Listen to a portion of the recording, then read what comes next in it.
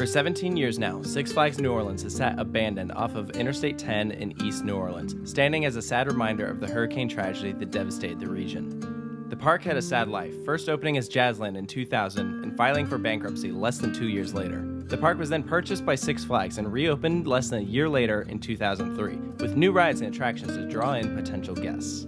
Unfortunately, it was not meant to be. Hurricane Katrina made landfall on August 29, 2005, and the park never reopened again. After the storm, 80% of New Orleans was underwater and almost 1,500 people had died. Water from a nearby lake overflowed, and that's what caused the park to flood. The whole place was underwater for over a month. A portion of the right side of the park is still underwater to this day. It wasn't until almost a year later that Six Flags gave up on the property and declared it a total loss. The company was able to salvage a few rides and relocate them to other parks, such as their Batman clone, Roadrunner Express, and their drop tower. Everything else has stayed right where it was. Today, they now stand rusted, overgrown, covered in graffiti, and falling apart. Neither of us had ever been to New Orleans before, but we had the opportunity to visit on a layover on our way back from California. Of course, we wanted to see the park. We had no intentions of breaking in, but we knew that the views from the interstate were pretty crazy. We were not disappointed. I remember taking an exit and just getting this grand vista view of the park. Everyone in the car was shocked. Even though it was dark out, the moonlight illuminated MegaZeph, Jester, their Boomerang, and Sky Coaster. And it was spooky. Most operating parks have lights set up so that at night everything is illuminated. Here, it was pitch black. You could tell the place was abandoned. Naturally, we were curious about what this place might look like during the daytime versus nighttime. So we went back the next morning and you could see significantly more detail. During the daytime, you could actually see the Ferris wheel, part of an old flat ride, and the actual front entrance plaza, which was striking.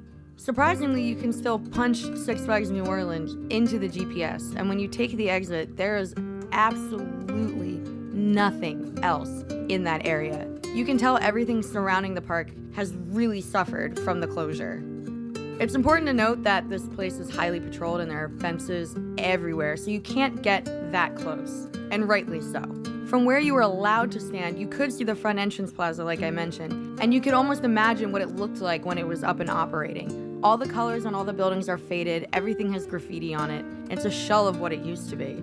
Now, like everyone else, we had seen videos on YouTube of people breaking into Six Flags New Orleans. And even though we had no intentions of doing it, you can't help but think, how practical is it? Even with us not even coming close to entering the property of Six Flags New Orleans, we saw security guards and decided to strike up a conversation with them. They were telling us about all the people they've caught trying to sneak into the park almost daily, which is why they have to patrol the area so much. They have set up a ton of cameras the past couple months, so the odds of getting caught are extremely high.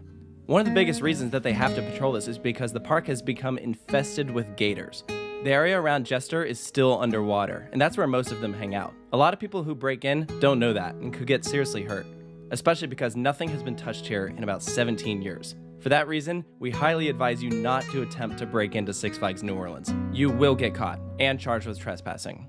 So like us, I'm sure a lot of you guys are wondering, why is the park still here? Is it ever going to reopen? Is it going to be turned into something else?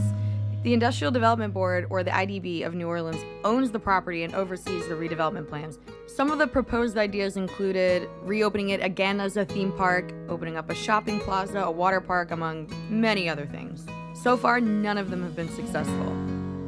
As of right now, the only real benefit the park has to the city of New Orleans is its use as a filming location. This includes movies like Jurassic World, which was filmed in the parking lot, Percy Jackson, The Sea of Monsters. I recently watched a new Hugh Jackman movie called Reminiscence, and that was filmed at the old Six Flags New Orleans. It was featured prominently as a location in the film, which was pretty cool to see.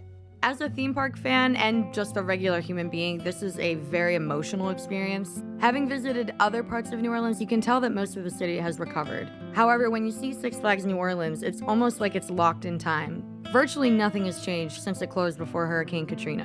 And it's a really sad reminder of something that I imagine most people in New Orleans want to move on from. We especially felt bad for the people who do have homes in the surrounding area, because living next to a theme park can be considered a perk. It can make your property value higher. But now that it's abandoned, living next to something that is such an eyesore and draws in so much crime, I imagine it's lowered people's property values a lot and made the area a lot less pleasant to live. While seeing Six Flags New Orleans was absolutely on our bucket list just from a theme park nerd perspective, it also gave us a lot of appreciation for the city and what the people had to go through. If you have plans to visit the area because you want to see the park, we can't advise you enough to be careful. Don't do anything that could potentially get you in trouble or hurt. But to be honest, I think both of us hope that that park won't be there for much longer because that area deserves so much more. We hope that this was interesting to see and interesting to hear about our experience. If you're a local or have found yourself passing through this area in the past decade, feel free to share your experience down below. Thank you so much for watching, and we'll see you next time.